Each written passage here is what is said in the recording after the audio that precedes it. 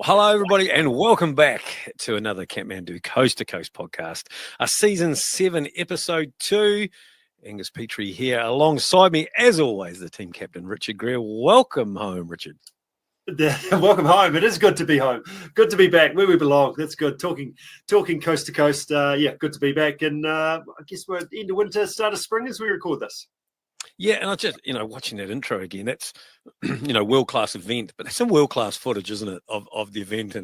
And when I'm supposed to be actually getting stuff sorted here, ready to go when it finishes, I find myself drawn into watching that clip every single time that we play it, Right, it gets me fired up. So, let's go and do the coast to coast again, doesn't it? Otherwise, because it can drift away, the enthusiasm levels can drift and you can lose focus. But it's a very good way to get you fired up pretty quickly. Well, especially at this time of the year, isn't it? Well, especially for us in the Southern Hemisphere right now. It probably hasn't been too bad a winter. We've had some cold, but we've had a few reasonable weeks along the way. Yeah. It depends on where you live, I think. It's been pretty wintry at times. It depends on probably when you're talking to us. If you talked to us a week or two ago, it would be probably grumbly growly. But, there's some daffodils coming up. There's some hope there, isn't there, that things are starting to get a little bit longer, the days, and a bit nicer. So, potentially a chance to possibly crack the bike out outside, maybe at some point. But that can be a conversation for further down in the podcast.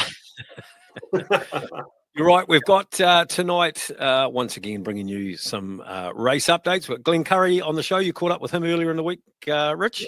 Yep, caught up with Glen. We're going to get an update of, again, where the event's at. So it's good to talk to Glen and specifically kayaking as our job today. And Glen brings, we'll talk to a bunch of different kayaking legends, instructors, coaches, etc. across the years. But Glen comes at kayaking from an event director's perspective. So what do you need to do?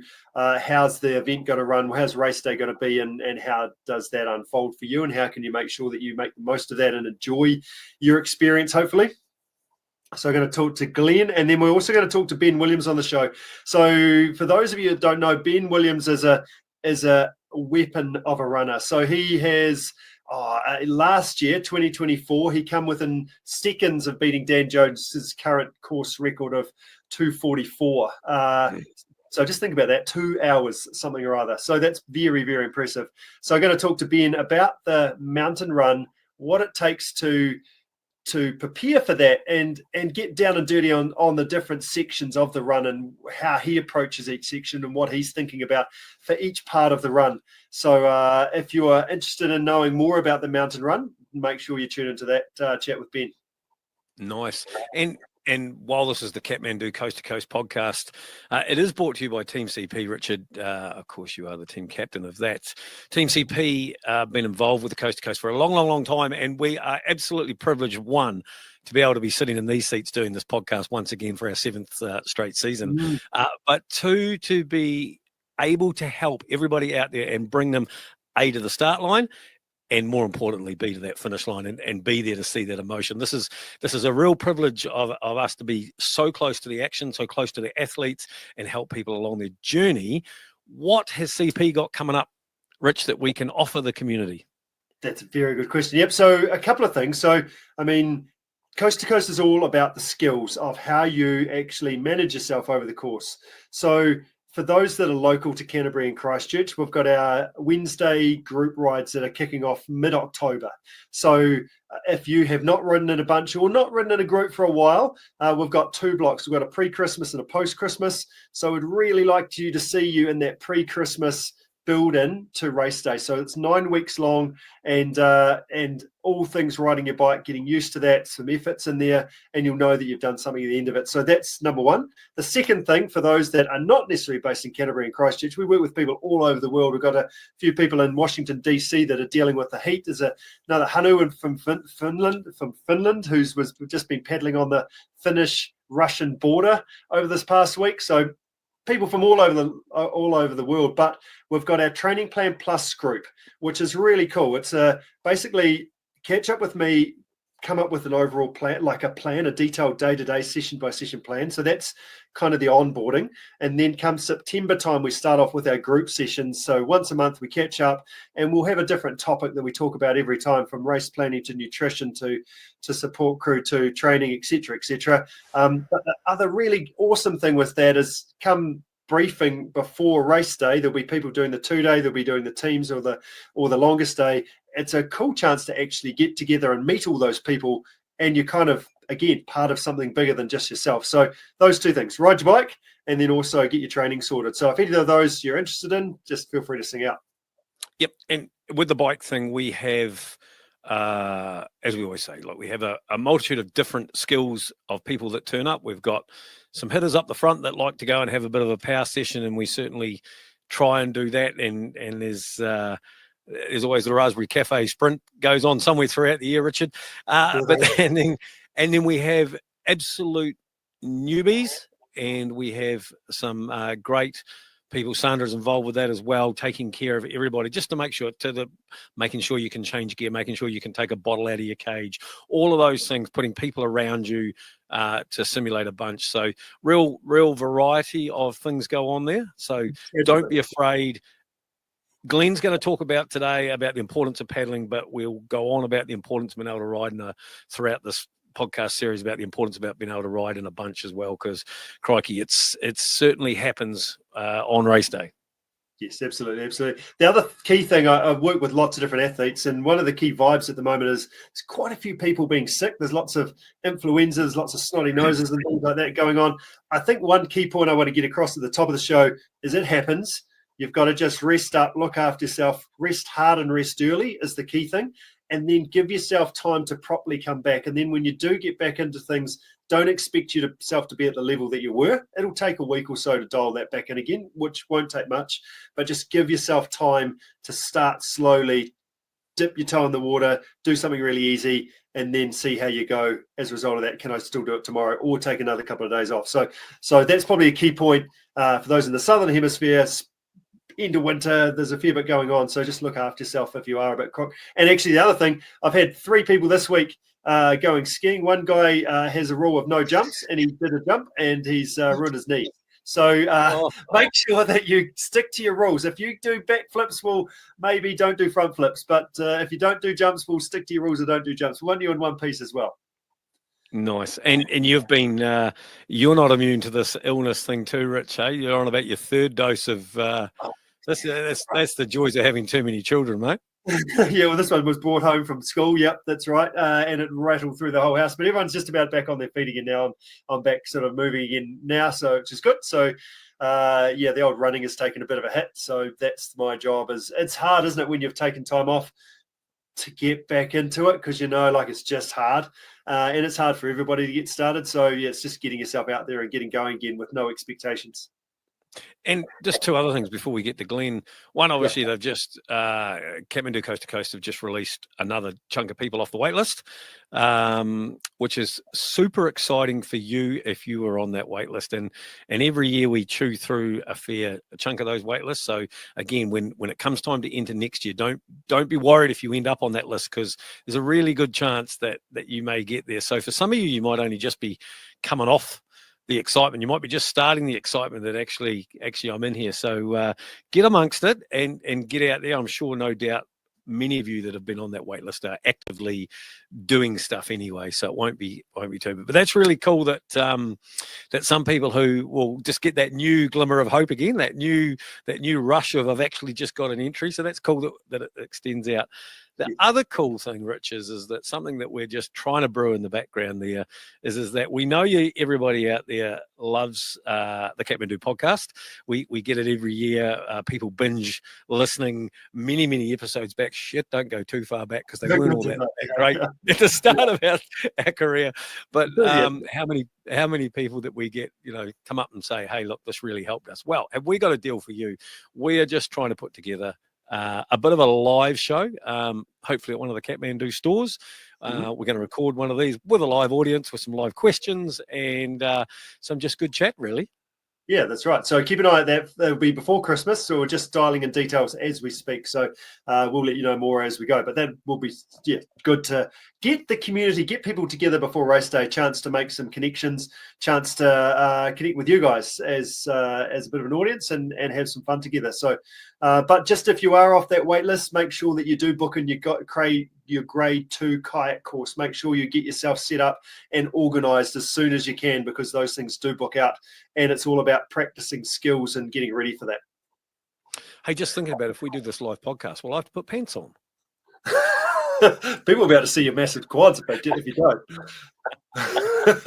Okay, without further ado, we might just cross live to Glen, shall we? Shall we push the button to Glen? Push the button, mate. You push the button. Get into it. Okay. Glen Currie, how are you getting on today, Glen? Good, thanks, Richard. Yeah, no, it's a great day. Warm here, but potentially some snow later on. Good. And you wouldn't have it any other way. What's happening at the moment for you as we record this? We're sort of mid-August or so. What's happening from a coast-to-coast perspective at the moment? Yeah, so I suppose it's kind of this time of year we get our heads out of the sand a little bit and start cranking into it, really. So from our end, we're just working through any updates in terms of handbooks, etc., checking in with all our partners that are sort of involved with the event and getting around and catching up with them. To make plans for the following year and just starting to tick a few boxes, so it sort of gets exciting. It's probably that it has a little bit of a spring feel in it, the weather just now. So in New Zealand and in Canterbury, so it's sort of that sort of probably starts us. We're very much like the athletes, where we're like, right, we've got to get things lined up here. So getting excited again and just ticking boxes really. Good job. Dust a few cobwebs off and get set for the spring and summer ahead. So, like updating the athlete handbook, I do need to ask: are there any updates that we sort of could get a heads up on, or what's going on there? Oh no, there's nothing too serious yet that probably people need to be aware of. But we just go through and make sure that everything's correct and meets all our other plans. So no, there's nothing probably. No large changes at this stage that people need to be aware of. The other key thing with coast-to-coast athletes out there that I've had a few people talk to me in the last week or two is waitlists. I'm about 20th on the waitlist now, so I'm going to start training like it's me. Where's the waitlist at? How are they tracking? Yeah, so we sent out an update. We had a little bit of movement just in the last update. I think it was 2 weeks ago that we sent out an update. So, obviously there's people still sitting on that waitlist. It's a $1 million question. You always stump me with this one, Richard, because every year I say there's going to be large movement, and then last year we had very little movement, and so I don't want to make a call, but I think if you're in the top 20, you should definitely sort of start thinking, if you're in that top 20 of that wait list, think it's worth putting the time in. It's one of those things, I think, now, like coming into spring, people are either in or out, aren't they, that are on that wait list. So the wait list would probably, if it moves quite a chunk. Would that be fair? Whereas, that's probably right. We generally have quite a large movement in October, and that's where we see people sort of get through winter and survive, and then decide whether they're ready for the event. But you're probably quite right there. That's the movement now is probably quite large, I suppose. Yeah, nice. So where should athletes be at the moment? We're talking about people on the wait list that are thinking about being in, but there's a whole bunch of people that have signed up, put their name on the start line, and are lining up. They're hopefully thinking about getting their boat wet, or their boat's already been wet, and doing some running and cycling, etc. What's your thoughts in terms of where should people be coming into spring? I'm pretty conscious. I'm always pretty conscious of answering this question, Richard, because you and I are both sitting in Canterbury, and we forget that sometimes there's internationals listening to this and everything. So if you're in the Northern Hemisphere, crank into that training before winter, so you can go into winter with as much fitness as possible, and be ready, so that it makes that winter training prior to the coast, because we've got to be aware that a lot of our athletes do come from the Northern Hemisphere, and they've got to put the time in now so that they're fit to make it easier over winter to get out and do it. If you're in New Zealand, just on that line, especially kayak skills for the Northern Hemisphere, because often the Northern Hemisphere will basically, that's their time to get it done, and then there'll be no time unless they get here earlier before the race. So that's the key thing, isn't it? Make sure people are up to speed with those outdoor skills that they're not going to get close to the event. Yeah, that's right. So, I mean, they're going to be, speaking to, I always speak to a few athletes from, particularly Europe, etc. And that build up, often if they come out to New Zealand 2 weeks before, they haven't had that opportunity to go and get on moving rivers, etc. And so now's the time to just cement those skills so they can worry about fitness building up to the event. But if you're in New Zealand, like, we've obviously got through the heart of winter, and now's the time to really focus on those kayak skills. I think when I last looked, we have an update in terms of who's got to put in their grade 2 certificate still.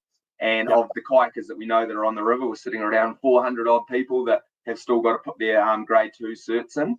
Kayaking in terms of the coast to coast is, it's a real special part of the event. It's what sets it aside from everything else. And I sort of look at the Waimakariri as being New Zealand's version of the Grand Canyon. It is a really special place, but it does take a skill set to get through that. And that only comes from practice. And we've talked about it before, Richard, where one of the things about crossing the line of coast to coast is, you need the fitness. But for a lot of adults, one of the real buzzers of getting to New Brighton is if you actually learn a new skill to get through the adventure of the Waimak. And we don't often do that. Kids are doing it all the time, but as adults, we're not doing it that often. And it's a real challenge. Like, you've actually got to learn that skill. So my advice to any athletes that are working towards grade 2s in spring is you should be in your boat on flat water as much as you can at the moment. Get fit in your kayak, even if your skills aren't great. Go and get fit in your boat, and then get that grade 2 locked in. We've got some great grade 2 suppliers. They know the river, they know what's needed. But the fitter you can be going into your grade 2, then the easier it is to pass that and worry about ticking that box. But so if you're fit in your boat from flat water paddling, okay, all those grade 2 skills will come a lot easier.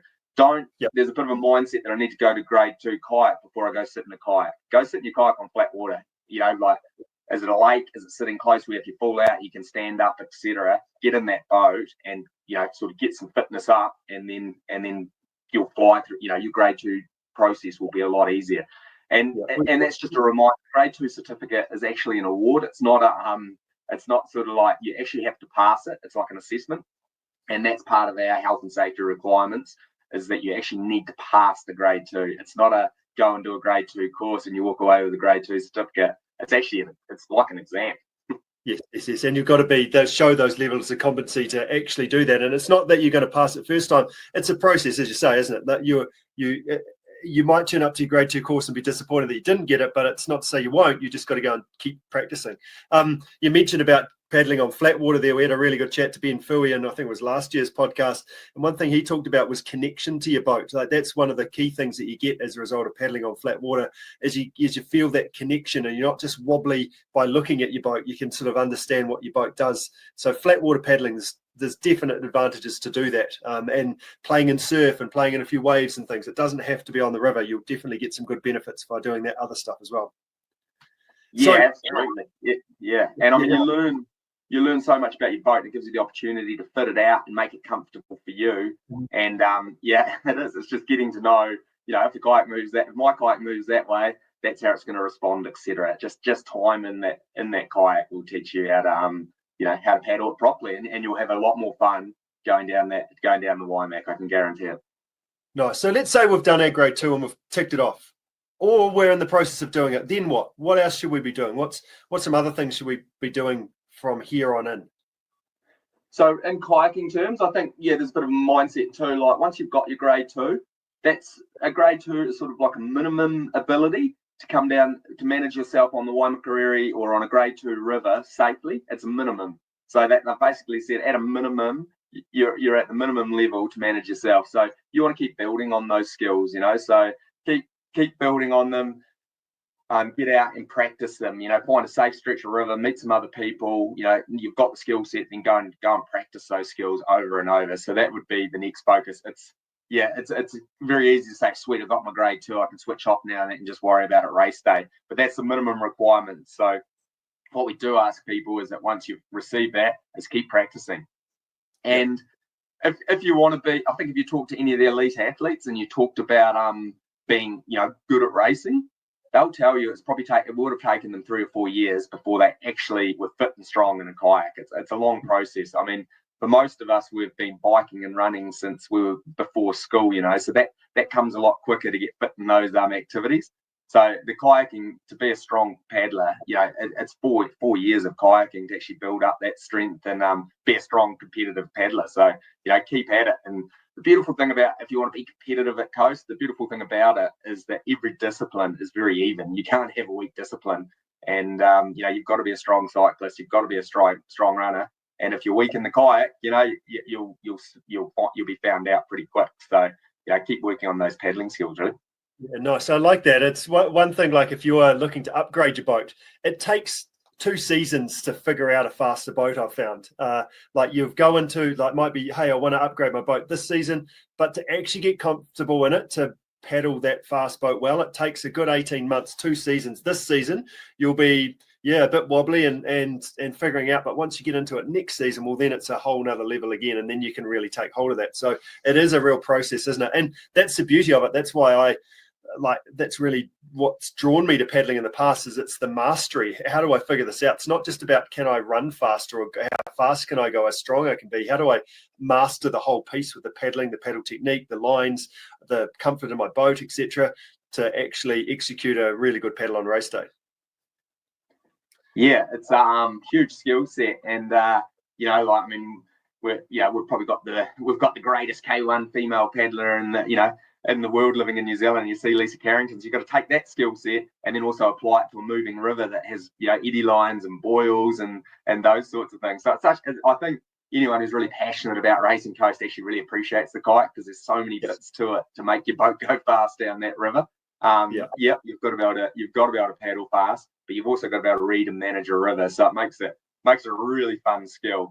And for the New Zealanders that are living here come summertime, if you can experience training down the Waimakariri, or even the Motu in the North Island, or the Rangatiki, it is such a fun thing to experience, to do a day out on the river. And I think we all hang out for that perfect day on the Waimak over summer, where the water's crystal clear and there's nowhere else you'd really you want to be. Really, it's quite special. So get that skill set in now, so that when those days come along, you can really enjoy them and not sit there stressing the entire time. Yeah. So speaking of stressing, what should we be expecting on race day? This is, I guess, especially for people that haven't experienced it before. But describe what your what race day is like, from a kayaking perspective.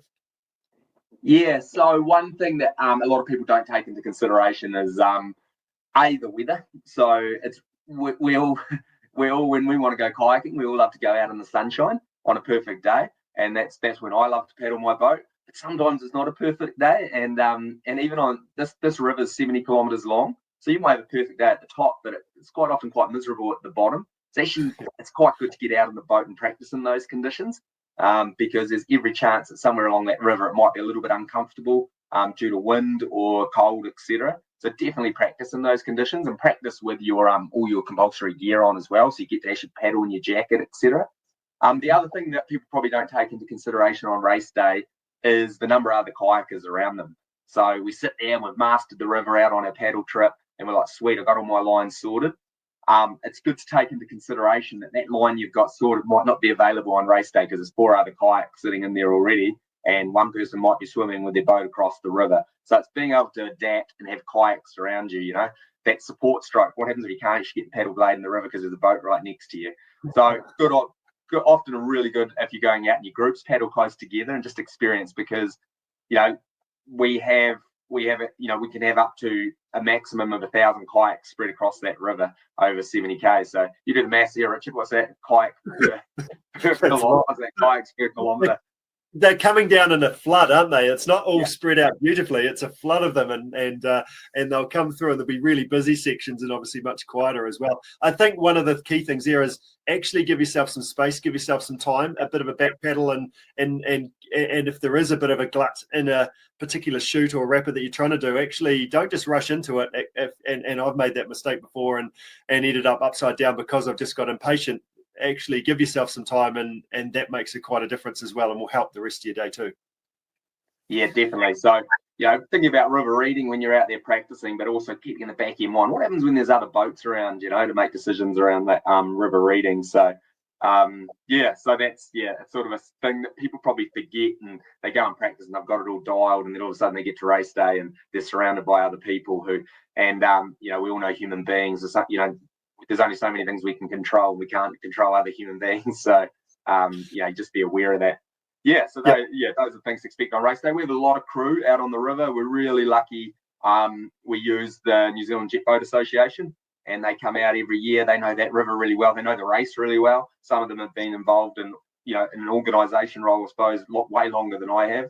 And they turn up every year. They love their day out, and they know that river, and they can see what's going on and line choices, and they'll debrief with me and say, when they see people swimming, it's often around line choice, and they can see the ones that swim and they're not great at picking a good line through the river.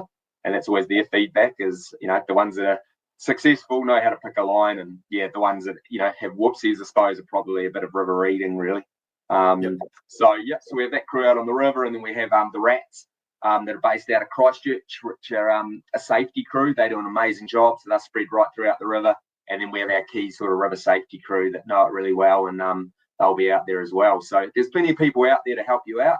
We always say some things to remember, that if you do swim and damage your gear so you can't carry on, you do need to be aware too, and that's sometimes where your safety gear comes around, is you will be on the river to the end of the day, because we can't evac people out of the gorge until we've cleared the river, because that'll tie up some of our safety crew. So just something to remember.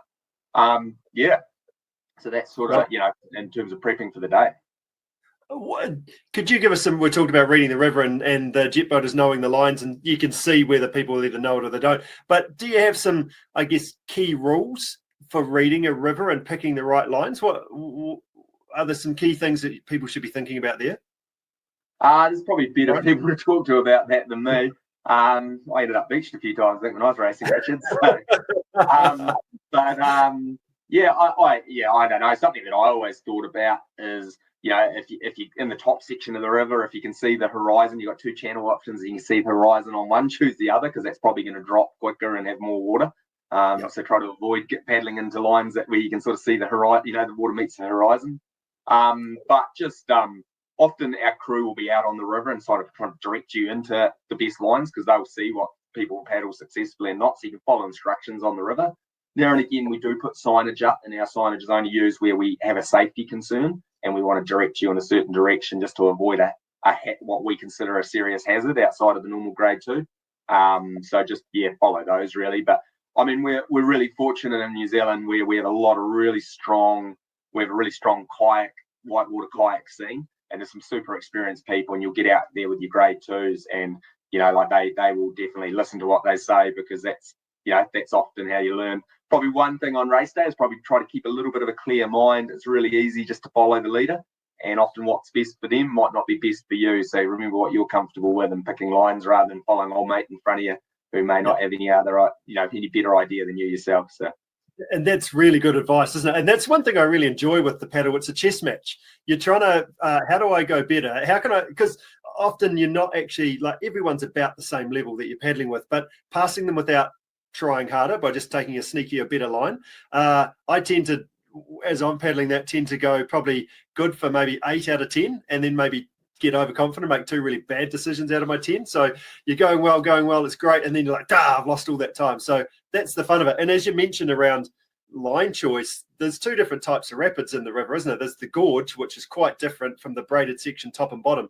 So the rules for one don't necessarily transfer to the other. So that's where, as I say, grade 2, getting paddling, getting some paddle buddies, doing guided trips, all those things. So you can learn, you can see, you can feel, you can make mistakes, you can learn from each other is really important. Yeah, that's right. Yeah. So time in the boat. Now, get in there. Yeah. What about the wind? That is a key piece. Often there was a couple of years ago that it was super windy, really, really windy in the gorge. And there's been times that the river's been, the conditions have been great for the 2-day, but it's really slammed through into the longest day. The actual water conditions are completely fine, but I find it's the wind is the hardest thing to manage, when sometimes I've just been pinned at the side because your boat's got no rudder, it's got no keel to hold it there. It just gets blown to the side and you're just pinned in a place. Any guidelines or thoughts around people, I guess, managing the wind on race day? Yeah, well, we do. In terms of our planning, we do have cut-offs based around the wind because we appreciate often wind is actually one of the biggest concerns on that river. And people always tell me what's the cut-off flow for the for the race day, etc. And we don't actually we sort of take a number of factors into consideration before when we make a decision whether the river's good to paddle, and the wind is obviously one of them. And you'll probably know too, Richard. Like often if you have a little bit more water and there's a stronger wind, it's actually far more manageable when there's a bit more water. It's actually when it's low and there's wind and your boat's easily moved around because the river's not sort of holding your boat in the line you want to go. But I mean, all I can say is that practice and like actually get out, on a lake with a bit of a choppy condition where the wind is actually pushing your kayak around. We all, all the top guys will talk about cutting their rudders down just so they haven't got less drag, but they'll often carry a longer one just for a windy, if the conditions are windy, just to hold that kayak in the direction they want to go. Yeah, I mean, all I can do is advise is do practice, and it's very, very rare that you'll get a full clean run down the Waimakariri without coming across some wind. Like we all sort of know, probably like that horseshoe bend area when you've had a perfect river trip and all of a sudden there seems to be this wind from nowhere that sort of catches and it's coming across you. Probably generally with the Waimakariri, if you haven't experienced it, the river sort of flows west to east, and generally our prevailing winds are either easterly or westerly. So most of the time you either have a headwind or a tailwind, and when you find that the winds are most difficult is actually when that wind's side on. So often on the river, there will be short stages where the river flows sort of north to south or vice versa, and that's where you'll find you'll battle the winds. So sort of head down, grind away, and then get back into it either being a tailwind or headwind. And generally, if it's a tailwind or headwind, the kayak sort of it's a bit more natural to paddle through it. So, but practice, go out and get in your boat. Windy day, right? Today's a good day for me actually to sit in my boat and feel what the wind does to my kayak. That's right, because it does funnel out of some of those little valleys and things, and you can see it coming across the water, some of those gusts as well, can't you? So you can kind of almost lean into it a little bit, drop your paddle, drop your hand so you're not quite so high, because it's often the wind actually catching your top blade that spins you over, opposed to actually the wind sort of blowing your boat around quite so much. And I think probably the other key thing in my next question was boat choice. It's about making sure that you've got a boat that you're fully comfortable in rather than going to that super fast one. But then, hey, on a windy day, that just means that you'll be wobbling, brace strokes down the river, just not enjoying life. Yeah, that's right. And I think with the kayaking, if you take a Sam Manson or let's say, like Richard Usher, a really strong kayaker, they would jump in there, they probably paddle like a Rush, which is a really fast tippy kayak. But you could probably put those guys in like a Total Eclipse and they'll finish the river and they might be 10 minutes or 15 minutes slower if they were paddling one of those kayaks. And if you have a swim, I always work on around about 20 minutes, you're probably going to lose. By the time you get yourself sorted, get back into your kayak, warm up again, you're gonna slow down because you're cold when you start paddling again. You've lost 20 minutes. So any advantage of having a fast kayak with one swim is basically out the window. So yeah, I mean, kayak choice is relatively critical. If you can stay in your kayak, like you're going to do a decent time. As soon as you swim, that's time added. You also got to remember swimming takes a lot of energy. So you actually, if you pull out of your boat and empty your boat, you're actually utilising a lot of energy, which would be better to put into kayaking forwards or saving for that last bike ride. So often for a lot of people, it's better to be in a kayak where they're stable, they can eat really well and conserve that energy for the last ride. So kayak choice is really critical. And often there is often if you can just manage to get a fast kayak down the river comfortably, then you should probably take a step down for race day, because you're probably going to have a little bit more fatigue, and there's a lot of other things going on around you. So I mean, boat choice is quite critical, and everyone should be locking in their decision about what kayak they're using now for race day and getting time in that choice of boat. Yeah, absolutely. One other, like you've mentioned it, 70Ks, that could last for the very top people. You could do it, have a 3 maybe in front of your name, but it's 4, 5. Most people are probably taking about 6 hours, 7 to 8 hours. That's a full day at work. That's a long time. Even 6 hours is a long time doing a particular discipline. What have you got any comments and thoughts around, I guess, managing energy levels, food? And as part of that question, would you recommend taking a halftime break? Do people do that? Is that something that your safety crew see people doing out there? Without falling out, I'm just going to pull over to the side, stretch my legs and restart again.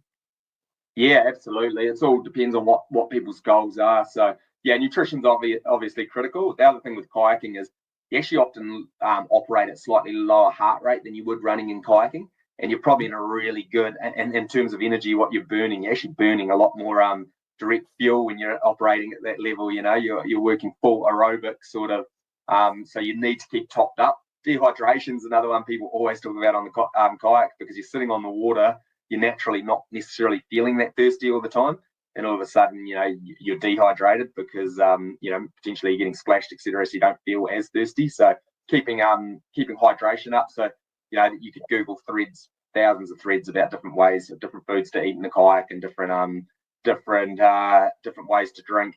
And there's no shame in getting out and stretching your legs. 5 minutes, getting out, sorting yourself out, having something to eat, and then carrying on may save you a swim, which is 20 minutes. And may just mean that you get back in your kayak and you're paddling stronger afterwards. So yeah, we see plenty of people get out. I wouldn't say have a picnic, but just have a bit of a sort out, maybe drain a little bit of water that's got into their kayak. I hope it's water, and carry on. You know. Yeah, that's great. And you feel $1 million. It's amazing, isn't it? Just a 5-minute break, and then you carry on and you're fresh and ready to go, because it's a long way and it can get pretty tiring. So yeah, have a play. I think it's all part of your tactics, to a bit of a race plan of how you're actually going to unpack the day and make sure you enjoy it. Nice. Any final comments, any sort of thoughts to share, just to make sure people are organised and ready to go for February 2026? No, I mean, just if you're listening to this, you should not have it, and you haven't got your grade 2, you should have your plan locked in. And I'll just re-emphasize, everyone should be dragging those kayaks out and getting out. It's getting lighter in the mornings, it's lighter in the evenings.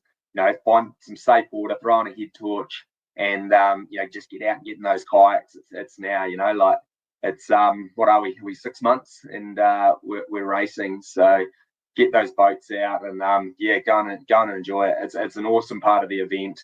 And when you cross that finish line, if you're an individual in New Brighton and this is your first coast, I can guarantee part of overcoming that whole kayak will be one of the thrills that make it a really special finish line, is actually having to learn to manage a kayak. It is what makes it quite unique. So get out and get into it. That's all I can say, is now's the time.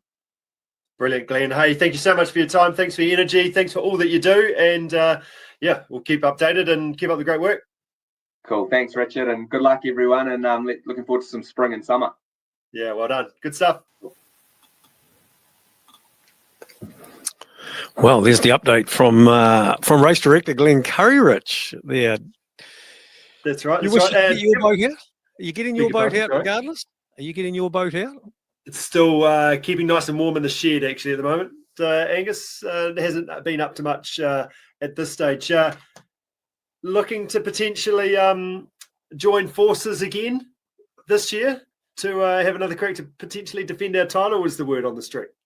Well, I think it's no good winning it and walking away, is it? I mean, there's value in dying a champion, isn't there? But well, I guess you decide that on depending on how badly you get beaten the second time, or when you take your 3-point shot and you take another one and then you miss, you airball it off. That's probably what the potential issue is. But might as well give it a crack. Yeah. I think so. That'd be great. I mean, it'd be cool. Like, that was a pretty special time for us all last year, or earlier this year, to run out that beach, mate, and to get in the mix of all of that again.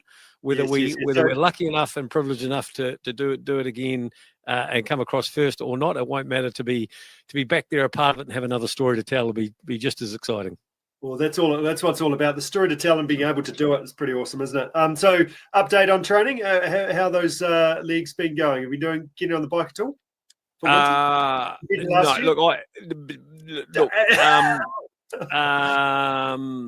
I've sort of started again. Let's put it that way. I've had a couple of weeks where I've ridden more than once. I had, in fact, I've, bit of a time going on in life at the moment. But I went for a period of about 9 weeks, did absolutely nothing, and then just in the last couple of weeks, I've just sort of started down. I've been on the road bike, I've been on the gravel bike, just mixing it up, feeling okay, but certainly can't hold power for a very long time. So we do have a wee road to go. But that's right. That gives us something to train to. Yeah, that's right. And want to go and do the same as last year, or try and do a little bit better? I guess. What are your goals this time around? Well, I think it'd be nice on day one to recover a bit better and a bit faster. I'd have to get the sack barrow. Yeah, look, I was ecstatically happy with last year. Like, I know we need to talk to Toby and see how his 3K run's going, because that sort of hindered me last year off the beach. Being right there. So we need to give Toby a bit of a roust up and make sure he's working on his 3K run. We were in that front group on that day one ride anyway, so or there or thereabouts. So probably not a lot to gain there. It was just that absolute recovery. I was good at the time and I went all in, and then I was no good for the rest of the day after that. The next morning, same again. The next morning we hit it pretty hard. Couldn't have actually gone much faster than that, I don't think, anyway. And if you were riding off the front, which would be nothing wrong with that either. And then, I was super stoked with the ride home. So it was a perfect storm last year, Richard. It really was. Good. Yeah, no, it's good. It's great fun. Good to see that you're ticking along and into it. For me, as I say, my job is just to get running again after having a few weeks off. So just quietly get into that. And I think the other side of it is have an event this side of Christmas is a really good thing to do, just to test yourself. So the Edition Zero gravel, you might turn up and do that. And I need to find a running event. Well, I can't do easy, unfortunately. I will be there, of course, but for all of those people that are coming to Edition Zero, to the New Zealand's premier gravel race, I will be there to set you off in the morning, and I will be there to welcome you home to the Waimakariri Velodrome on the completion of your ride. So I've got MC duties there as always for the day. So it's sort of. Look, 1 year, the first year, second year, whatever it was, I did manage to get the snack, and I managed to send everybody off, get the 40K ride done, and get back before anybody else turned up. So maybe there might be still a chance for a wee ride. Nice, awesome, Angus. Well, we'll look forward to the update when we catch up next in the next month or two for our next podcast. But let's crack on to have a chat to Ben Williams, shall we? And so I can do some maybe mental imagery about the mountain run and get that dialed in. Brilliant. I'm looking forward to hearing from Ben. From all accounts, we know this guy quite well, and always has a good story to tell about maybe the number of times he's come across that pass. So let's hear it. Let's hear it from Ben. Ben Williams, welcome to the show. Kathmandu Coast to Coast 2026 is on the cards, and we've got you on board as an expert from the running perspective. You've been over that run probably as much as anybody in the last few years, so I would say not inside out. Most of the rocks, know them by name. But before we get too far into the actual running event, Ben, do you want to give us a bit of background on your, I guess, running journey? How long have you been running competitively for, and what was your first introduction into the coast to coast? Sweet. So the first time I went over Goat Pass was 2015, and it was in preparation for obviously the 2016 Coast to Coast, which was the first one that didn't let school kids, but had a specific school category for the race. So me and some mates started doing it that year. Since then, I've done it around 70-ish times, roughly. And the last 9 Coast to Coast leading up to all up until I haven't done it last this year, being the 2025 one's the first one I've missed out in the last 9 years. Yeah, right. Yeah, fantastic. So that 70 trips, that's a lot. Like, well done for even counting that many. Does that include, like, I'm just going to do a little recce of the first section or the last bit, like some ins and outs? Does that include those, or just the full trips through? Because I'm sure you've done a bit of both. I had a pretty solid count up until probably about 2020, and then I started doing it about 10 to 15 times a season, sort of. So after that, I sort of lost count. So it's a pretty rough estimate. I don't often go and do short in and outs. It's usually just the whole thing if I'm going to go and do it. which you don't take you take shorter than most anyway, so it's probably not quite so arduous for you to do anyway as part Depends of that. on the day. Yeah, right. So as a build-up, like in terms of your key crack at it in 2024 last season, you were over the mountain about 15 times before race day. Is that right? Yeah, roughly. Yeah. Yeah. That's a pretty good effort. That's good. And of those, how many are cruising? Like you did cruise on a day. You actually there was a day that Sam Manson, I think, got in touch, and I went over with you as well. And I sort of was just hanging on for grim death, but you were just cruising, showing Sam and myself sort of a few little sneaky lines. But how many times are you giving it death? How many times are you sort of just cruising, showing others? How many times are you sort of doing some up and backs, sort of trying to suss it out amongst that 15 times over the hill? That time with you and Sam definitely wasn't a cruise. Well, I was trying my best, certainly in certain bits. So I think you guys dropped back on that day and like, what about this line versus this line? I was like, I'll just carry on because you guys will catch me anyway. But I was going as fast as I can to try and get to go past before you did. So yeah, I'm pleased that you knew about it a little bit. Just in relation to your question, probably maybe a quarter of that would be relatively hard runs. The rest are just sort of between taking people over and just cruising sort of. So yeah, about a quarter. Yeah, nice. And as part of that, like sometimes you also ran it, like just run particular sections hard as well, eh? Like it's not all running hard the whole effort. It's going, okay, we're going to try and run the out well or the down well or the up to Doreen Creek well. Yeah, no, exactly. Yeah, nice. So we're gonna break down the run, but just a bit more background for people. Last year, you come within seconds of breaking Dan Jones's mountain running current course record. What was that time, and actually, how close did you get to it? Because you went all in. As far as I know, I think it was around 30 seconds off. His time somewhere around 2:44, and I did 2:45. So I'm not quite sure on the exact seconds, but yeah, it's close. Yeah, very, very close. As you're, and this sort of, I just did the mountain run last year, and you're looking at your watch and going, oh yeah, I reckon I can do this. How were you feeling coming into the last, I don't know, the last bit from the stop bank through to Klondike Corner, because it always takes longer than you expect? Did you think you were going to beat it? You think you were way off? Do you think you were there or thereabouts? How was the vibe of that run feeling for you? I don't look at my watch during the run. I refuse to. I don't want to know where I am on the course. Yeah. Well, on the time wise. So I wasn't really sure. I knew it was going to be close, but I didn't realize it was going to be that close. Okay. Yes, okay. It's a good tip for a start. And the reason why you don't look at your watch is because you don't want to give yourself like a pat on the back too much or beat yourself up if you're a bit behind time. Because is that because you just know that sometimes you're feeling good and sometimes you're not, and you just got to go with the vibe of that?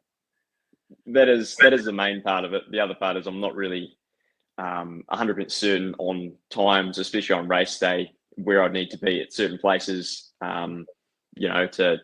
to be at that time for the finish line. Obviously, I have a rough idea, but obviously race day is so different. A lot of things can happen. I just don't want that playing on my mind as well. Yeah, that's a good tip actually for a start as well. Like, I think that's something that I looked at over this past year, and I think I actually, as a result of that, probably went too hard too early and was gassed later on because I was running for Goat Pass or running for Doreen Creek early on. So yeah, I think that's you want to run it as a whole, and from that perspective, and good from a time side of things. How does the course differ now compared to the old days, your Steve Gurney type days that they were? Yeah, how does it differ now compared to the old days from your perspective? Sorry, you just broke up for a second there. Was that the course differ or? Yeah, that's correct. Yeah. I remember the first year I did it back in 2016. I can vaguely remember a lot more grassy riverbanks and stuff. I know there was a big flood in December 2016, which washed quite a lot of that away. So I can't say what it was like for Steve. I realized they had some big floods during his day as well that completely, destroyed a lot of that stuff as well. But I know the course was slightly shorter. If you could confirm that, I'm not 100%. Yeah, that's right. Yeah. Well, it was like for a start, you would like it actually started at the footbridge. The road was closed, and the whole transition area. The first year I did it back in 2001, you just rode into the transition, dropped your bike, found your support crew. They were holding a flag, and then you're off across basically at the Deception footbridge. So you're 3Ks longer there, and then this was before my time, but back in the old days, they actually come out at Graney's Shelter and run along the road to Klondike Corner to finish. Might have even finished at Graney's Shelter, I think, in the very, very first days, actually. And then they got on their bikes there, which was then moved to Klondike Corner. So you're quite a lot longer than what it was. I think the other thing to think about that people don't quite get, say, if you're looking at a race day time versus your training time, is pretty much, I mean, you're not allowed to run through that first 3Ks anyway because it's private land, but you're always going to give yourself a 3K sort of buffer, I guess, in terms of the time you're shooting for on race day, because everybody generally tends to say their race day time is more than what they did on race day, and often that's because it's actually longer, but sometimes it's the freshness perspective as well from the first half of the bike ride in the mountain, the first run off the bike as well. But in your opinion, what makes this run so special? What keeps drawing you back? Why have you sort of, I guess, thrown so much energy, 70 mountain runs, 70 trips across this course over the years? I just love it. It's probably the only run I actually really crave. I remember I went overseas for a little bit when I was 18, and all I could think about in the last couple of weeks I was over there was, when can I go back and run Goat Pass? It's a really special place, especially because I've pretty much grown up running over it. You know, I started doing it when I was 15. I'm now 25. Just think about that for a second. I've pretty much grown up running over there, so it's just, I can't really explain it. It's a great place. It's amazing scenery, the rivers and everything. It's fun. It's challenging. It's not just like running on the road. You're actually having to think a lot of the time as well. It's not just monotonous, drags on. It's real fun. Yeah, that's cool. Because I mean, you live in Greymouth, and it's not like you just solely. It's all about the Deception River and the Minga and going over Goat Pass. You do lots of trips all over the place, all over Arthur's Pass and the sort of South Island. So, I mean, it's for you to be saying that amongst all the trips that you've done and do, like that's. Is it the riverbed? Is it the rocks? Is it the boulders? Is it why that run opposed to other runs? I guess. I suppose it's sort of got it's got sort of got everything. It's got a lot of variety in it. There's a lot of single trail. The boardwalks, obviously, the riverbeds, the river crossings. A lot of time can be made up on all of those things. So you can't just be good at one specific aspect of it and expect to do well over the whole course. You've got to train for each different style of running that's within that race. Nice. But that's another reason why it's enjoyable to me as well. Yeah, good. So let's maybe break the run down into its bits, and how do you break it down? Because it's as a whole run, but let's break it down. And what are the things that you're focusing on in each part of the run? So maybe we've started the run, and let's just say the Deception footbridge is the first section. I'll let you kind of take it from there because you'll have your own sort of key points that you're looking at, and each has got their own sort of individual sort of elements to it. So the start of the run. What's your focus? What are you thinking about? I'll jump back just a little bit just to the Deception footbridge pretty much because I like to, if I am running it, I know that first section after the footbridge through the bush, that little bit of single trail there is quite narrow and it's hard to pass. So if I'm going for it, I'm going to try and get around as many people as I can on that first 2.5, 3K section on the, on the grass, on the farmland. And then after that, once I'm in the bush, it's just pick and choose of when you try and get around people and try and be polite as much as you can, asking to get past. I've had people in the past, some faster guys back when I was a bit younger, but rude, sort of don't really want to be that person, try not to be at least. I break it down into sections. They roughly correlates to the Strava segments that people have put over there. But my first one pretty much runs from the Deception footbridge up to Twin Slips, if you know where that is. Not exactly, actually. So you've got, and can you describe each section for us? So that first section you've said, Deception footbridge, it's kind of farmland, isn't it? There's a trail to run on, like a grassy track, I guess. And you're just pinning it fast as you can, which is a tough way to run. Like for you, it's 2 hours 45. For most, it's probably more than double that. But that's your tactics. That's how you do it. So tell us about the next section. Yeah, describe what that course is about. So there's a section through the trees on single track, and where's that Twin Slips? If you can describe that. Sweet. So that section through the trees, it's quite runnable, obviously. Once you get through that, I think it's about a K long. You pop out into the riverbed again. You cross the river the first time, obviously after you've crossed the Otira River. So the first crossing of the Deception, a little bit more riverbed, and then there's a little bit more single track through some quite large, might be Manuka, I think, I'm not really sure. You go up a bit further, and then there's the second crossing of the Deception River. There's another section of quite stony, quite large boulder riverbed, and you'll get to a point where the river sort of quite narrows in, and there's a river coming down from one side, and then there's a big scree slope going down from the other side. It's almost like a waterfall there as well. If you can picture that, quite large boulders. I don't know why, but that's just always been the point where I had my first sort of bit of fuel, bit of a gel or whatever. It's usually about, normally it'd be about, 10, 15 minutes in on a training day, but it'd probably be around, 30 minutes or something on race day, roughly. So is this a section, and some people are going to get this because I've been there before, some people are not going to get this because they're still haven't been across there. Is that where the Deception, basically you can see to there from the road, and then it turns to the right and goes up the valley further? Is that the piece you're talking about, or is it further up? Pretty much, yeah. That'd be the last point you could see from the road end. You sort of come up to it, and obviously the creek and the scree slope coming down pinch the river, and it's sort of built up heaps of gravel up behind it, so there's a bit of a rapidy waterfall thing. Some people cross directly there, and then some people go around a bit of a corner along the side of the bank underneath the scree, and then shoot across, and then even some people carry up that same side of the river, the true right.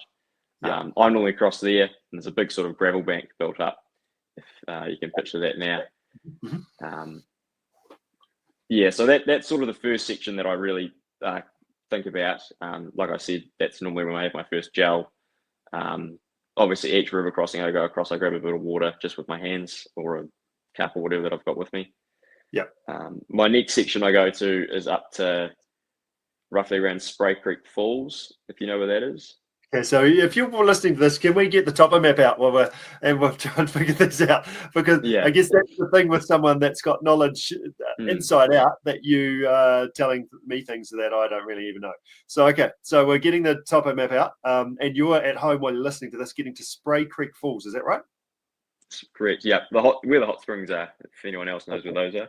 There's some hot springs up there, yes. Yeah, I've got you there. Yeah, so that's generally that's the next section I work to, because it's after that it gets quite a bit more runnable for a bit longer. In between Spray Creek and the Twin Slips, it's quite bouldery, quite large boulders. So I'm working back from Twin Slips. We go up the riverbed, and then I stick to the true left, go hard up the side of the bank along the edge of the river, and then there's a sort of a quite enclosed bush section that you pop through that's only about 200 meters long. And then there's a bit more riverbed, and I ended up crossing the creek. You sort of go across, the creek splits in two. I cross the first section, run up the island in the middle of the river, and then cross at the top side of Tutu Stream, if you're on the topo map. This is good. Topo 50 NZ. If you don't have this app on your phone, I'd totally recommend it. You don't need cell phone coverage to be able to look at it. It will tell you exactly where you are on the map, and it will also show you where you're looking as well. So, and you can, I think it's about $6 for the South Island version. So get amongst that. And so which creek are we looking at now, sorry? Tutu stream. Okay, right. Yep. Yeah. So from Tutu, I cross onto the true right. Yeah. The true left of the river, and then carry on up that side pretty much until the beam. Spray Creek Falls, and that's again where I have another little bit of gel or some nutrition.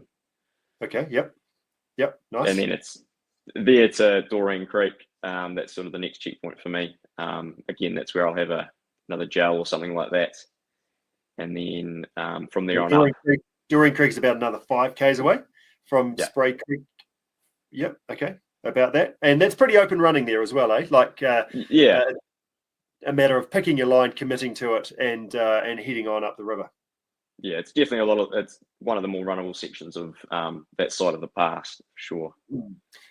How do you find that? Because one of the things around that, there's some quite runnable sections there, but it's actually a false flat. You're not running on the flat. It is a little bit uphill. Do you kind of factor that in to your pace that you're running, or the how you're pacing yourself, or is that something that people should be aware of? I try to. I usually overdo it, like most people running this course. Yeah. I sort of hold the opinion that you want to be sort of in. Imagine if you're in fifth gear in a car and you're going over a hill. You're going right up towards the top of the hill, and you're not wanting to change down gears, and you just make it over the top and shoot down the other side. Yeah, that's sort of what I'm aiming to do when I get to go past. I want to be tired by the time I get to go past, but I don't want to be completely like shot. Ruined. I want to have some energy left to run the rest of the way out, because the other half of the run is obviously quite fast. If you can run it, it can be quite fast. So you want to save a bit of energy for that. Yeah, I think that's what a lot of people do, is look at, okay, well, I'll get to the top and then it'll be fine because it's downhill, but there's a lot in that downhill, isn't it? Which we'll get to shortly. But yeah, nice to think about that. I've got to the top. I've run it hard and well, but I've got energy to burn and to be able to get out well as well. So we're getting to Doreen Creek. That's where it starts to get proper interesting there, isn't it? You're pushed up to the trees, and there's a pretty good climb out of Doreen Creek. There's generally a not an aid station, but a course officials. Yeah, transponder. Yep, around there. So tell us about that next section, up to what, Upper Deception Hut? Is that where your next kind of point is? Which is about a K.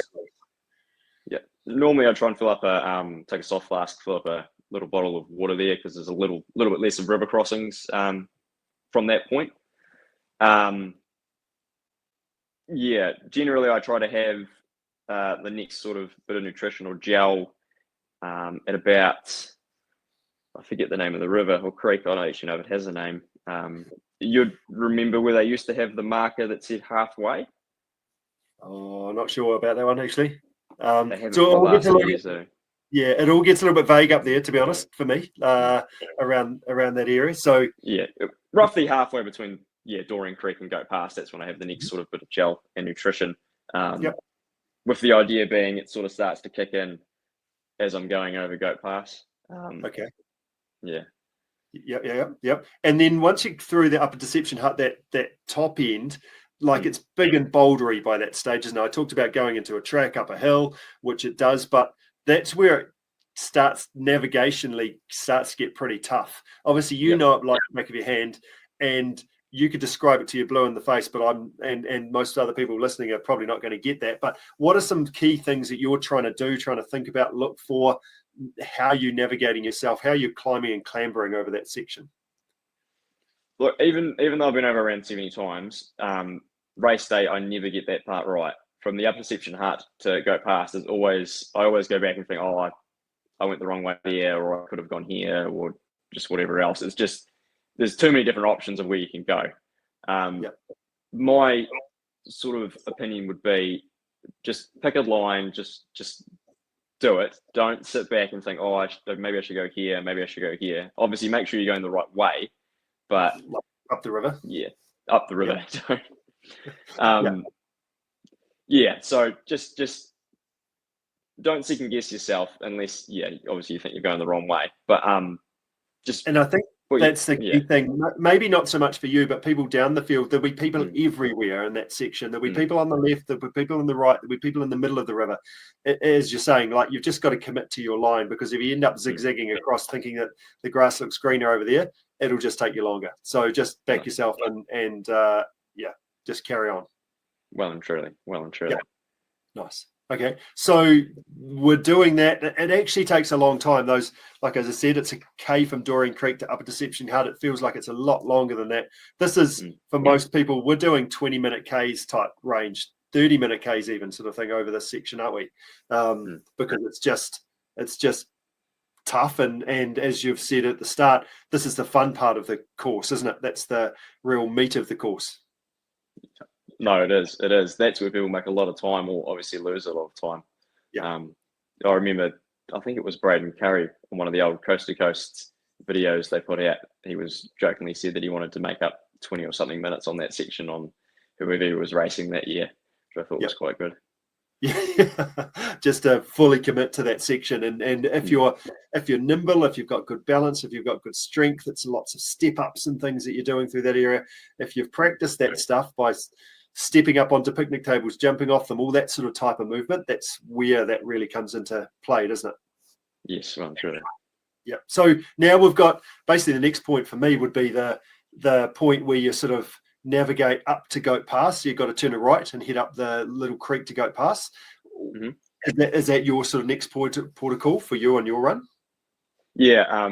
Again, normally I'd fill up my little bladder bottle on that last river crossing right at the bottom before you get up that little creek. Then it's generally just power hike up to Goat Pass. Try to save a little bit of energy for the boardwalks. Yeah, nice. Okay, so just commit up there. I'm pleased to hear that you're power walking as well. It is steep, so that's good to hear that as well. But yeah, the boardwalks are cool, aren't they? Like, that's where you get a view, you can get your head up, you can sort of pretend that you can do a little bit of a shuffle run and start moving again properly and open it up on the downhill. Yes, yep. You got to run for that photograph at the top as well, and they put the camera in the worst bloody place. Right on that first boardwalk when you're just like, what are you doing? Yeah, are we there yet? Yeah. So that's cool, and a chance to maybe look around a little bit as well. There's some cool waterfalls and things up that area, but obviously you're in full send mode. There's a few steps there. They're interesting as well, aren't they? How do you navigate those? Yeah, my worst nightmare is slipping over on any of the boardwalks and putting your hands out obviously in front of you, and your fingers just going down in between the boardwalks. Oh no, don't even say that. I can't believe you said that bit. So that every time we run over there, that always crosses my mind. But generally race day, my ankles are strapped, so I hopefully can't roll them, and it's just full sends down to that first crossing of the Minga River. Obviously, race day, you hope not to roll your ankle, but you sort of take that risk. Yep. I wouldn't recommend that for most people, because it's sort of it's not really responsible. But if you're looking to go as fast as you possibly can, if you're looking to try and really push the boundaries, this is the time. I think you can make lots of time up on the downhill, can't you? But you've got to fully commit. It's kind of unplugging your brain from your spinal cord type stuff and just absolute full send on that particular section. And there's some real rough, rocky, steep sections on that as well, isn't it? Yes, yeah. From what I can remember, it used to be better than that. Obviously, it must have been washed out at times from a lot of the heavy rain. But it's a dangerous section of the run. If you're not paying attention, you could hurt yourself. Yeah, and some of those rocks are really abrasive as well, aren't they? Really grippy, but really abrasive. You wouldn't want to sort of collect your knee on them or anything like that. And then you're getting down to Minga Biv, are you? Is that sort of the next kind of section that you're aiming for? Yeah, I cut pretty much the second half of the course into quarters. So I go, obviously, Dudley's Knob's halfway from Goat Pass to the end, and then Minga Biv is halfway from Dudley's Knob. From Goat Pass to Dudley's Knob. Okay. So yeah, the next thing I'm aiming for is Dudley's Knob. Oh no, sorry, Minga Biv. Yep. But that whole second half of the run, I haven't sort of got it. I still haven't really got it down as much as I'd like to. Nutrition and water and everything like that, I don't really have set in stone places that I take them like I do for the first half of the course. It's just sort of when I think I should. I know even the last few years I've taken them at different points, and I still haven't really found out where I think it's best for me to take it. Yeah, it's tricky because it's fast as well, and there's lots going on too, isn't it? Like you're running fast, and it's pretty rugged as well. How many there's like it's not all downhill from Goat Pass. I think that's one key thing there is that there's some quite little pinchy bits that you're coming out of a creek, up and over the hill, and back down again. Like, do you know how many little pinches there are to get to Dudley's Knob? Just thinking in my head. One. It's like two, 4 or something. 3, about 4 sort of thing. I know for a fact there's three little creeks you go across that are quite good indicators of where you are on the course. There's the first one down into Agility Creek, which is a very steep drop. I don't know, probably 20 meters straight down into a small stream. Normally they put out a sign that tells you to slow down because it is quite a drop down into it. So once you've crossed that, there's 2 more sort of relatively similar sized creeks between there and Dudley's Knob. The second 2 are really close together. Once you've gone over the second one, or the third in those 3, you're only half a K away from the top of Dudley's Knob from there, which is a good sort of indicator of where you are. Yeah, nice. No, Dudley's Knob is a really nice place to actually turn around and look back up the valley, see how far you've come when you still look back there. Often as a photographer there, which is again a key point that you need to be looking good at the right moments. But after Dudley's Knob, it's not over. There's a really steep section after Dudley's Knob, isn't there? Yeah, straight down to the Minga River again. In my opinion, the worst part of the whole course. It's full of just sort of get that tidied up. Shall we give it feedback? Fist-sized stones. So easy to roll your ankle on. You're tired after just smashing your legs coming off all the downhill. But I don't think it's that long. It's only about a K and a half or something down to the river again. Yep. Not that long at all. And then you're on the Minga Flats, and that's an exciting place to be, isn't it? That you can actually hopefully be able to open it up and do some running now. Yes. Yeah. Hopefully is the key word there. Yeah. So obviously things become a lot easier navigationally, don't they? Like there's it's much more straightforward. There's some big triangle signs to follow, and as things open up, it's really about straight lines, really, isn't it? And posture, cadence, and trying to run well. Yes. Yeah. All hoping that you haven't caught a case of the cramps and everything over the pass. I remember 2023. I think I'd just seen you just coming down off Dudley's Knob, and then this is quite nice flats just before you pop out onto the riverbed again. And I think one or both of my hamstrings cramped up, and I was sort of hunched over on the side of the track trying to take in the cramp fix, looking over my shoulder, waiting for you to run past me laughing. If only I was going fast enough to stay with you. That would have been a highlight of my running career. And then you're basically aiming for that stop bank then, aren't you? But like you mentioned about cramp, that's generally the key issue for me, is the little, it's not, the flat's fine, it's the little ups just out of the dry creeks that you're sort of doing like a meter up. That's when I generally tend to cramp everywhere. And if you want to come and see me cramp at the start of that stop bank. That's generally 100% hit rate of that happening for me. Does that happen to you? Yeah. First year I did it, I got an awful photo at the first crossing of what's that river there? The Beeley. Okay, yep. I look like I've been shot. But I don't know what it is about race. Obviously, you're pushing yourself really hard race day, and it just I don't normally get it training runs, but every race just about I get some pretty bad cramps. But that is what it is. It's the race. You've got to expect it. Yep, that's right. And that's where you're just opening up and trying to just smile and wave and carry on through that wave. Cramp comes in waves, doesn't it? So you've just got to work your way through that, keep moving, don't stop, and then get some proper running going on. So you've got a full drive section where there's actually some good movement going on before you drop back into the river for that final kind of K or so, probably a little bit more than a K to Klondike Corner. Are you straight lining that? Are you trying to find some trails to run on? Because, I mean, the real big rocks are tough, but there's some nice running in that bit sometimes, but it changes every year due to floods and things. most people I know normally just run to Brainies when they're doing training runs. I definitely recommend going down and doing that last section to Klondike Corner so you do know what it's like. Some years there are nicer places to run through there, like obviously smaller stones and gravels and stuff. So it is worth going to have a look. But generally, I'm just beelining it for that corner.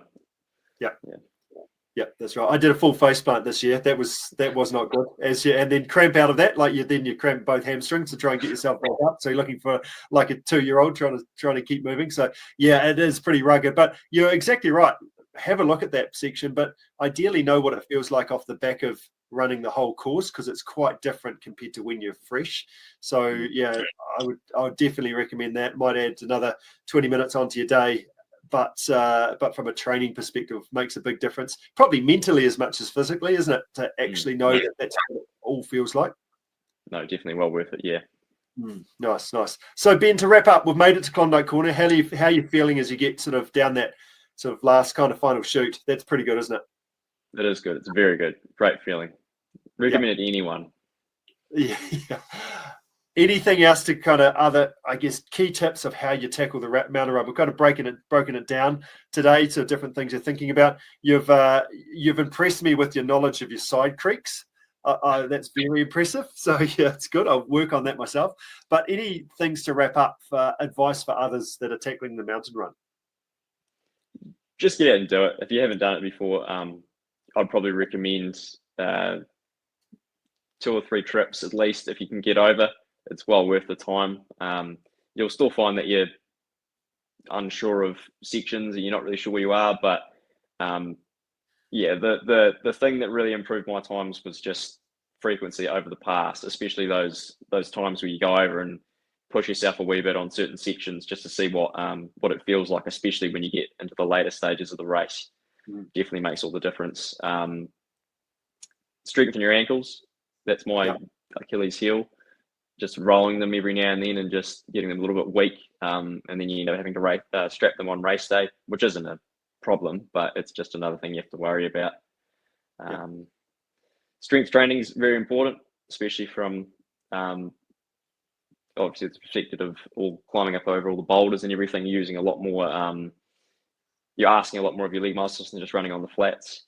But yeah, just enjoy it as well. It's a great place to be. Yeah. Yes. So good. Awesome, Ben. Well, thank you so much for joining us. Fantastic insights, and all the best with your next adventure. And we'll look forward to catching you out on the course sometime. Yes, well and truly. Yeah, well done. Cheers, Ben. Thank you. Cool. Thank you. See ya. Well, Ben Williams, what a legend, really. Like, can you imagine running over Go Past that many times? Like, who would be, I suppose, the question? Who else has run it that many times? I don't know. Would you? Steve Gurney probably has. You would have thought of all those 9 years of, more than that, 20 years of competing at that top end level. But there wouldn't be many people that have gone over that many times. It's only across the last 8 years or so as well. So his frequency, his rate is pretty high as well, getting over there. But what about that time? Like just like his 2 hours and 45 minutes. Like I'm still. Like people aren't even. Where are you? Whereabouts are you when he's crossing the finish line, Rich? Well, I'm probably Dudley's knob. I'd like to think, maybe if I'm lucky, something like that. Like it's a long way ahead, isn't it? I'm still at transition, getting pampered by the Team CP crew that are providing support. Minutes of pampering. That's because you haven't. Yeah, that's because you haven't doing the run, though, isn't it? That's just the. That's right. That's because I've just done the cycle and put my feet up. Yeah, and right. You're just trying to get you together and put you in one piece and trying to get you in the back of the van. So you're trying to get the sack barrow out, aren't they? They are indeed. They are. But no, I mean, like, even if you've done it, even if you've competed 20 times and let me do some maths here before I completely cock this up. But even if you've done this 20 times and let's say you pre-ran it 3 times in training, you're still only at 60. That's right. Oh, no, you're not plus 20. You're at 80, actually, because you've trained at 3 to 80. So anyway, what we're saying is that his feet and that amount of, there must be, nobody else must know it like he does, surely. Well, one thing we didn't talk about in the podcast, but when running with him, if I was to say Ben runs like, I would say it would be Sonic the Hedgehog. it's just incredible how he moves across the terrain. The way he knows to put on this particular rock, he puts his foot backwards there and then puts his foot there, so then he can put his foot there. But if he didn't put the first foot right, then he won't be able to get the next one to be able to hit the next one. So that's the knowledge. That's how much he knows it, and that's the level that he's got to be able to get close to that record of Dan Jones's, only seconds away. But you can see that there's time there to be made up. But pretty exciting, pretty cool, and he's only young as well. So excited to see him have another crack at it and see how good he can go. And you talk about not being able to get it right every time. Yes. Like how, I guess one thing happens is that you go and run it, and he's probably run it. Well, he's run it 70 times, or whatever he's run it. Also, and so you've got it in your head. On race day, when you get there and you've got this master plan, like for Richard Greer there, you know it well enough to know where you're supposed to be going, right? Yeah. You get there with a heap of other people. How easy is it to go away from where you thought you were going to run because you get sucked in with everybody else? Oh, that's definitely a thing. It's nice when you're running past people and know that you're in a better position than them. But there's always people on the other side of the river thinking, oh, I wish I was there. Like this last year, I ran up the riverbed up through after Doreen Creek, after the diversion that you get, and come into the Upper Deception Hut in a completely different angle. And I've never, ever done that before, but because of a decision I'd made earlier. But I hadn't been able to make that route previously because the river was so low this last year. So, I mean, you can't do option B and C because you took the first option differently. So then it's like a pick a path book. So yeah, quite interesting to see that even Ben is still trying to figure out that Upper Deception route as best as he possibly can. And a boulder moves, a rock moves, so it changes as well. So it's not like it's always going to be exactly the same. So was that accidental that you ended up in that laneway? And probably. And was there doubt then? Was there doubt? I've never been here. What have I done? Have I cocked this up? I'm wading through this bit and climbing up the sections. Yeah, no, it wasn't ideal. But there was 3 or 4 people that come with me. So safety rules. So we had some support anyway as we were doing that. But I think that's the thing is that we've talked to Ben, and it's an extreme example of dialing that event in. But most people, if you get across once or twice before, and some people will not even go do it once, and it's just a big adventure. The key thing is keeping your head up, making clear decisions, like Ben said, backing yourself on what line choice you do, and just enjoy the adventure of it. Don't get too caught up on this way or that way, because otherwise you'll end up double backing on yourself, and then you struggle for that. Yep. At the end of the day, getting across it to run it a few times is actually more about putting it in your own head so you can do some pacing, so you've got some idea of where you are within the run, and then you can pace yourself off the back of that, and of course you've got some expectation of what's coming at you. Sometimes you're better not to know what's coming at you, but at least you do, and you can plan that out. For many people, for most of the 2,000 athletes, or however many it is that are going there, 1,000 athletes, it's not really about, now I need to remember to hit this rock, change lane there, do there. It's really just about, look, at least I know where I'm going, and about this point, okay, I'm somewhat on time, we're looking good. That's right, and you don't need to be nervous on the start line, because you have a bit of an idea about what you're up against. So yeah, great chat with Ben. So yeah, wrapping things up, be pretty fun to see people at our group bunch ride that we've got coming up. So that starts the start of October, as we mentioned at the top of the show. And then also, if you want to find out more about our Training Plan Plus group, limited to 20 people. I'm currently onboarding people for that as well, with your own plan and getting you set up. So our group sessions start in September. So make sure, if you want to know more about that, limited numbers. So looking forward to getting that one kicked off and on the line as well.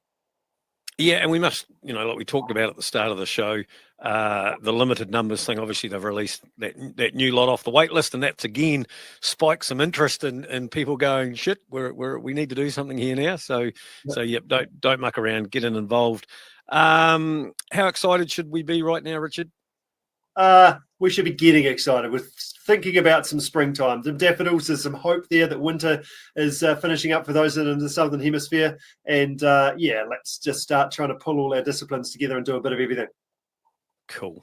Right. Yep. Well, that's been another great coast to coast podcast.